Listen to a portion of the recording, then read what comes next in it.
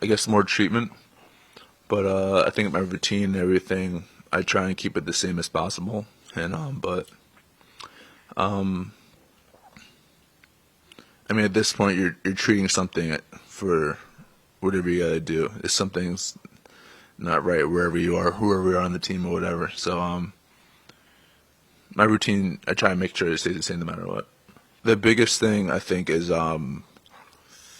like focusing on like the little things. Obviously, you wanna run and get stops and get easy baskets and execute on offense and help each other on defense. But it's like the 50-50 balls, the hustle plays, the charges, and everything that's really difficult to do is the things you have to focus on. How would you describe the overall heart and soul of this team, the never quit attitude? Yeah, it's been like that. We have a lot of guys who have had that mindset throughout their entire career, wherever they've come from, and to all be together and to have it naturally, and to have a coach who wants us to feel that way as well, just to go out there and just play as hard as you can and focusing on the next play regardless of what happens. And so making sure we're all connected through the things that we've done in the past. And so it's just a natural feeling to know that we all have that mindset. I mean, you played 2 games in Indy. 1 game was close. The other game was one-sided. What do you need to do here in Game 6 that gets you over the top?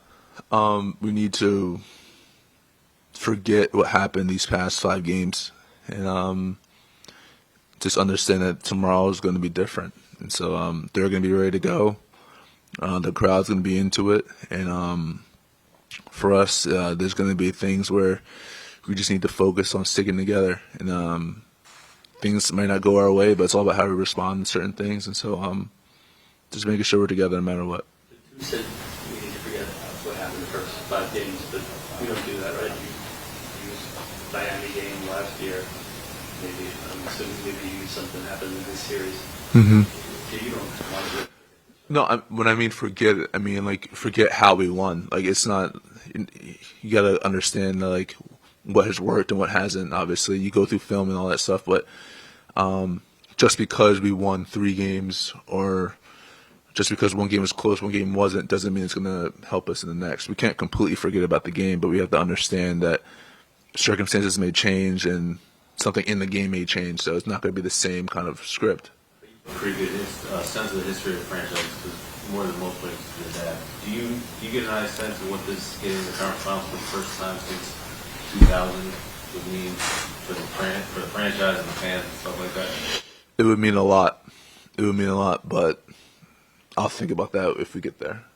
It would mean a lot, obviously. I mean, it's, yeah. I think I saw you talking to some of the gathering of Knicks former players after we get you there. Mm-hmm. Do you hear from them about thanks for what you guys are doing? Not really. I just think it's always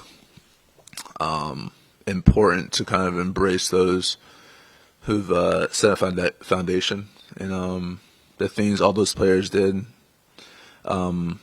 regardless of what the outcome was, and they were there,